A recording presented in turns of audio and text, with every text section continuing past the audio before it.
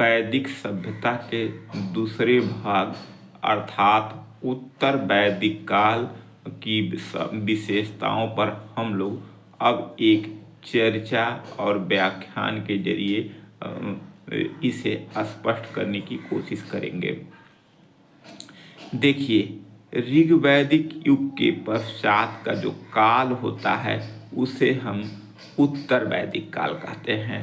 यानी ऋग्वैदिक काल के जस्ट बाद का समय, यानी 1000 ईस्वी से 600 ईस्वी पूर्व का समय, इसे हम इतिहास के पन्ने पर उत्तर वैदिक काल का नाम दिया जाता है। इस काल की क्या विशेषता है? इस काल की सबसे बड़ी विशेषता यह है, इस काल में सामवेद, यजुर्वेद और अथर्ववेद की रचना होती है और इसके साथ साथ आर्णयक उपनिषद की भी रचना इसी काल में होती है। यानी आज हम लोग इस छोटे से व्याख्यान के माध्यम से आज इनकी सामाजिक, राजनीतिक, आर्थिक विशेषताओं का एक थोड़ा सा अवलोकन करेंगे। अब देखिए, सामाजिक दशा क्या है। यानी ऋग्वैदिक काल का में आप लोगों ने पहले पढ़ा है, आज हम लोग उत्तर वैदिक काल के बारे में जानेंगे।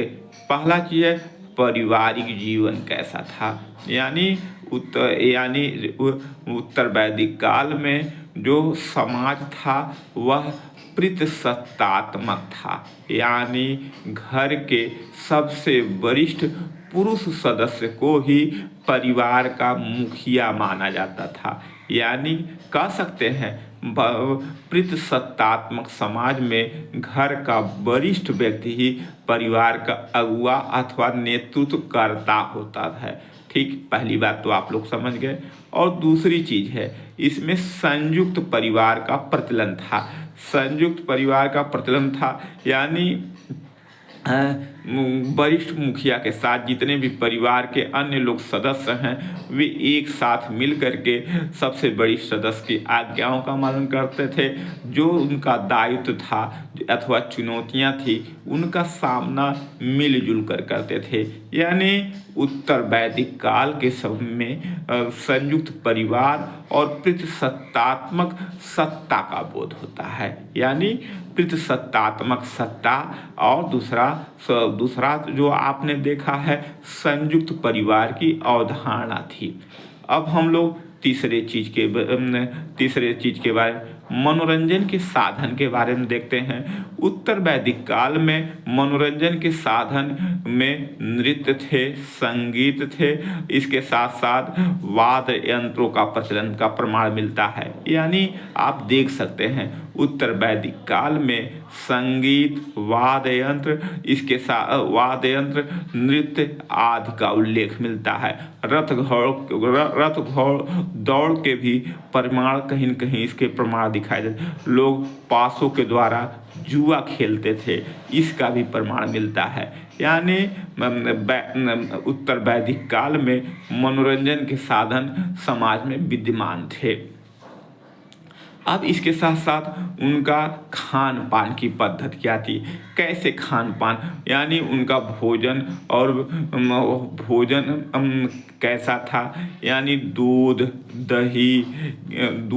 दही और दूध से निर्मित वस्तु, पनीर, इसके साथ साथ घी, इसके साथ साथ जौ, चावल, गेहूं इत्यादि चीज का वो प्रयोग करते थे। यानी आप कह सकते दूध से निर्मित वस्तुएं, गेहूं, जौ, चावल आदि, सरसों का भी उल्लेख मिलता है, सरसों आदि का उपयोग करते थे। और इसके साथ साथ जो उनका पहनावा था पर उसमें 3 प्रकार के वस्त्र मिलते हैं। 3 प्रकार के क्या मिलते हैं? वस्त्र मिलते हैं। नीवी को अंडर गारमेंट कहा जाता है, वास लोअर गारमेंट होता है, आदिवास अपर गारमेंट होता है। यानी कह सकते हैं। और इसके साथ साथ पगड़ी स्त्री और पुरुष दोनों बांधते थे, इसका भी प्रमाण मिलता है। और जो पुरुष और जो महिला और पुरुष दोनों आभूषण धारण करते थे, इसका भी प्रमाण। यानी कह सकते हैं उत्तर वैदिक काल में वेशभूषा और प्रसाधन को लोग महत्व देते हैं। और इसके साथ साथ शिक्षा व्यवस्था क्या थी, और चूंकि वैदिक काल था, ऐसे उत्तर वैदिक काल था, ऐसे में शिक्षा की व्यापक महत्ता थी, शिक्षा की व्यापक महत्ता थी। शिक्षा को के ऊपर विशेष ध्यान दिया। इसमें गुरु जो और शिष्य के बीच निरंतर संवाद होता था, और इसका उल्लेख विभिन्न उपनिषदों में और धर्म ग्रंथों में मिलता है। यानी उत्तर वैदिक काल में शिष्य गुरु के समीप जाता है और गुरु से उनसे शिक्षा ग्रहण करता है, इस तरह का उल्लेख मिलता है। और उपनयन संस्कार के पश्चात हवन संस्कार के पश्चात गुरु और शिष्य के बीच निरंतर संवाद का उल्लेख मिलता है। अब निरंतर और इसके साथ साथ उत्तर वैदिक काल का जो समाज था, यहाँ पर जाति प्रथा ने भी जन्म लिया। एक ऐसी बुराई, उत्तर वैदिक काल में जाति प्रथा का भी विकास होता है। कुल मिला कह सकते हैं उत्तर वैदिक काल समाज में जाति प्रथा का उल्लेख होता है। अब हम लोग थोड़ा सा उत्तर वैदिक काल में आश्रम व्यवस्था का विकास हुआ। आश्रम क्या है, इसके बारे में थोड़ा जानें। आश्रम शब्द श्रम धातु से बना है, और श्रम धातु से बना है। श्रम का अर्थ होता है मेहनत करना। मेहनत करने का तात्पर्य क्या है, श्रम परिश्रम से है। यानी आपका जो जीवन है एक विशाल है, और भारत के प्राचीन चिंतकों दार्शनिकों ने जीवन पद्धति को समय के सापेक्ष 4 कोटियों में बांटा है। परिश्रम के माध्यम श्रम को 4 कोटियों में बांटा है। और यानी आश्रम व्यवस्था का उत्तर वैदिक काल में विकास होता है, और जबलोपनिषद में पहली बार 4 प्रकार के आश्रम पद्धतियों का उल्लेख मिलता है। आश्रम पद्धति 4 प्रकार के आश्रम कौन है? पहला आश्रम है ब्रह्मचर्य। क्या है? ब्रह्मचर्य। यह पैदा होने के 25 साल तक माना जाता है। दूसरा आश्रम क्या है? गृहस्थ, 25 से 50 साल माना जाता है। तीसरा आश्रम क्या है? वानप्रस्थ, यह 50 से 75 साल माना जाता है। और चौथा आश्रम है संन्यास, 75 से 100 साल माना जाता है। अब हम लोग इसकी थोड़ा पहले चलते हैं हम लोग किस आश्रम में चलते हैं? ब्रह्मचर्य।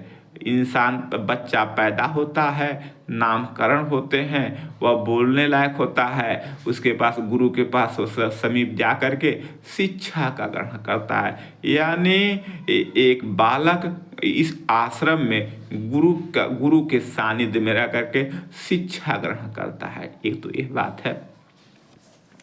अब हम लोग दूसरे आश्रम के बारे में चलते हैं। दूसरा आश्रम क्या है? गृहस्थ। गृहस्थ का मतलब होता है घरेलू आवश्यकताओं की पूर्ति। एक शिक्षा ग्रहण करने के बाद इंसान के पास कुछ ऋण होते हैं, जिसमें देव ऋण, भूत ऋण, पितृ ऋण, ऋषि ऋण जैसे प्रकार की अवधारणा आती, इनको चुकता करता है।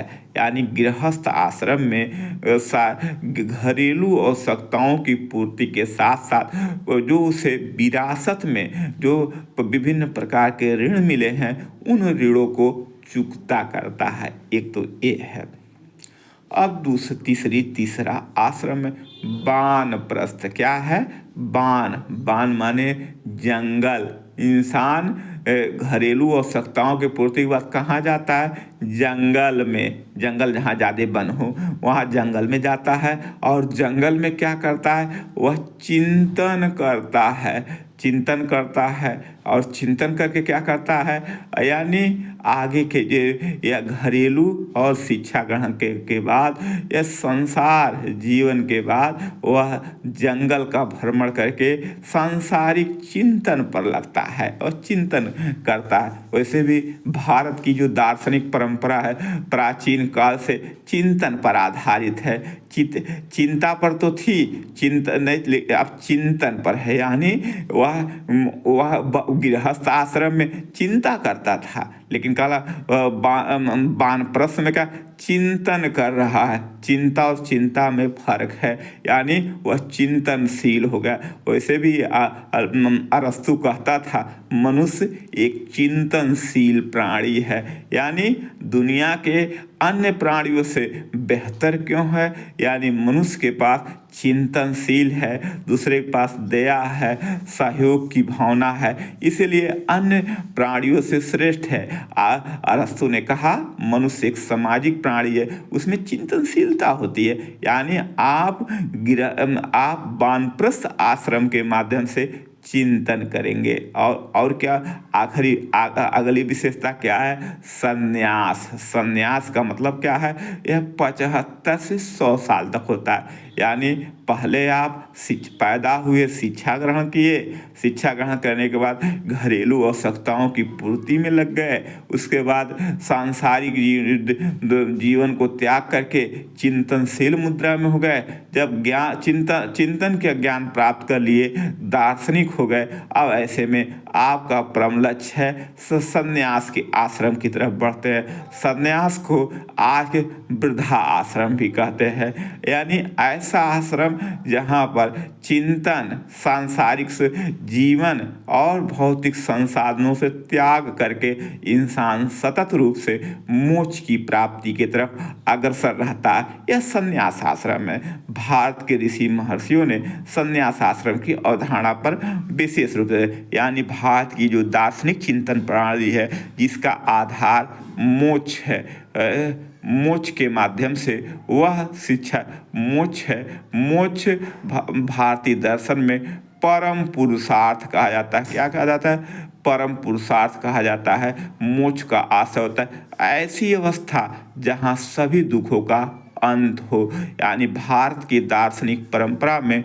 2 प्रकार के मोक्ष को माना गया है, एक जीवन मुक्ति और दूसरा विदेह मुक्ति। जीवन मुक्ति का तात्पर्य होता है जहाँ शरीर के रहते ही समस्त दुखों का अंत, और विदेह मुक्ति वह होती है जहाँ शरीर के अंत के साथ साथ दुखों का भी अंत होता है। ऐसी अवधारणा है। यानी भारतीय संस्कृति में हम 4 प्रकार के आश्रम व्यवस्था का उल्लेख मानते हैं। इसी तरह 4 पुरुषार्थ भी हैं। 4 पुरुषार्थ कौन, पुरुषार्थ क्या है, पुरुष प्लस अर्थ 2 शब्दों से बना है। पुरुष प्लस अर्थ 2 शब्दों से बना है, जिसका पुरुष का अर्थ होता है मानव, अर्थ का मतलब उद्देश्य। मनुष्य इस संसार में जन्म लिया है, आखिर उसका उद्देश्य क्या है, यही भारतीय संस्कृत का विधान हमें पुरुषार्थ को इसी से हम सीखते हैं। पुरुषार्थ क्या है इसके बारे में जानिए। पुरुष धन अर्थ, पुरुष माने मानव, अर्थ माने उद्देश्य, यानी संसार में मानव का उद्देश्य क्या है, यही पुरुषार्थ है। भारतीय दर्शन परंपरा में 4 पुरुषार्थों की संकल्पना की गई है। वह 4 पुरुषार्थ कौन कौन से हैं, धर्म, अर्थ, काम, मोक्ष। धर्म एक व्यापक शब्द है, इसे कहा जाता है धृत्य अनेन इत धर्म, जो धारण करने योग्य हो वही धर्म है। और सरल भाषा में कहा जाए, समय, स्थान और परिस्थितियों के सापेक्ष अपने दायित्व अथवा कर्तव्यों का निर्वहन ही धर्म कहलाता है। अंग्रेजी में धर्म को रिलीजन से, जो रिलीजियर से बना है, रिलीजियर का अर्थ होता है बंधन, यानी जो अपने दायित्वों का बंधन के रूप में देखता हो कि वही दायित्वों से बंधा हो वही धर्म है, उसे का निर्वहन धर्म कहलाता है। अब हम लोग सेकंड है धर्म, अर्थ। अर्थ का मतलब होता है भौतिक संसाधन, यानी पैसा संसाधन से धर्म अर्थ। तीसरा होता है काम। काम का अर्थ होता है काम दैनिक दिनचर्या, यानी दैनिक दिनचर्या। और जो चौथा शब्द होता है मोक्ष, अभी हम लोग मोक्ष की अवधारणा पढ़ रहे थे। मोक्ष का शाब्दिक अर्थ है ऐसी अवस्था जहाँ सभी दुखों का अंत हो, वही मोक्ष कहलाता है। यानी भारत की जो दार्शनिक परंपरा है उसमें मोक्ष को परम पुरुषार्थ माना गया है। यद्यपि चरवाक और तथा पश्चिमी दर्शन के लोग हैं जो पाश्चात्य, वह मोक्ष की अवधारणा को नहीं मानते हैं। यानी भारत की जो दार्शनिक परंपरा है उसमें 4 पुरुषार्थों, 4 आश्रमों की व्यवस्था की गई है। अब हम आर्थिक जीवन के बारे में देखते हैं। यानी उत्तर वैदिक काल में कृषि प्रधान व्यवस्था के प्रमाण मिलते हैं। कृषि व्यवस्था उन्नतशील होती है और बीज, फसल आदि के बारे में भिन्न भिन्न समयों पर इनको प्रशिक्षित करने और उनको जानकारी देने पर इसमें बल दे। गेहूँ, चावल, जौ इत्यादि प्रमुख फसलें थीं। अब इसके साथ साथ यहाँ पर पशुपालन के भी प्रमाण मिलते हैं। यानी पशुपालन भी किया जाता था और पशुपालन के भी प्रमाण मिलते हैं। और इसके साथ साथ कुछ यहाँ छोटे स्तर पर उद्योगों का विकास होता था। इसमें रथकार वर्ग थे, धातु वर्ग में थे, नर्तक थे और छोटे छोटे रोजगारों का विकास होता था, व्यवसाय का विकास होता था। और इसके साथ साथ व्यापार और वाणिज्य अत्यंत विकसित अवस्था में थे और व्यापार और वाणिज्य अत्यंत विकसित अवस्था में थे। और इसके साथ साथ उत्तर वैदिक काल में इंद्र, वरुण आदि जैसे देवताओं की भी उपासना ऋग वैदिक काल के समान इसमें मानी जाती थी। यानी और इसके साथ साथ इस व्यवस्था में महिलाओं की स्थिति में गिरावट आती है। यानी और इस व्यवस्था में महिलाओं के अधिकार में गिरावट, जहाँ ऋग वैदिक काल में महिलाएं सभा और समितियों में भाग लेती थी और उत्तर वैदिक काल में इनकी दशा और दिशा में गिरावट आती है। यह कुछ उसकी आधारभूत बातें रहीं। अब जहाँ तक उनकी राजनीतिक दशा की बात है, और उत्तर वैदिक काल में निसंदेह उत्तर वैदिक काल में कुछ राजनीतिक परिवर्तन होते, कुछ शक्तिशाली राज्यों के भी उदय के प्रमाण मिलते हैं। शक्तिशाली राज्य का उदय इन्हें साम्राज्य, भोज, स्वराष्ट्र, महाराज, धीराज आदि नामों से पुकारते थे। यानी शक्तिशाली राजवंशों का उदय होता है। और इसके साथ साथ राजा के अधिकार, यानी राजा सर्वोपरि था। राजा का पद वो उत्तर वैदिक काल में कह सकते हैं पैतृक हो गया था। यहाँ राजा के पैतृक होने का प्रमाण मिलता है, राजा का पद पैतृक हो गया। और उसी प्रकार जो हमारे उत्तर वैदिक काल में जो प्रशासकीय संस्थाएं थी, यानी राजा के स्वेच्छाचारिता पर जो नियंत्रण करने वाली जो संस्थाएं थी, सभा और समिति जैसी संस्थाएं थी, इसमें भी थोड़ा सा गिरावट आती है। और यानी कह सकते हैं उत्तर ऋग वैदिक काल के अपेक्षा उत्तर वैदिक काल में ये सब कुछ न कुछ इसमें परिवर्तन हुए। वह परिवर्तन क्या है? महिलाओं की दशा और दिशा में गिरावट होती है। इसके साथ साथ सभा और समिति में कार्य करने वाले सदस्यों की जो राजा की स्वेच्छाचारिता पर प्रतिबंध लगाते थे, उनमें भी गिरावट आ गई। और इसके साथ साथ छोटे छोटे गणराज्यों का, यानी शासक वर्ग का उदय होता है, छोटे छोटे शासक वर्ग का उदय होता है। और इसके साथ साथ और इसमें भी परिवर्तन होते हैं। वह परिवर्तन कैसा होता है? वह परिवर्तन के रूप में आप देख सकते हैं, यानी जो 3 वेद हैं, सामवेद, यजुर्वेद, अथर्ववेद है, इसकी भी रचना इसी काल में होती है। और क्या क्या परिवर्तन हुए हैं? और भी परिवर्तन होते हैं। जैसे हम परिवर्तन के रूप में देख सकते हैं कि उत्तर वैदिक काल का समय जो था, उसमें महिलाओं की दशा और हीनता में गिरावट आती है। और उत्तर वैदिक काल में जाति व्यवस्था जन्मे। उत्तर वैदिक काल में आश्रम व्यवस्था का उदय हुआ। उत्तर वैदिक काल में 4 पुरुषार्थों की संकल्पना सामने आई।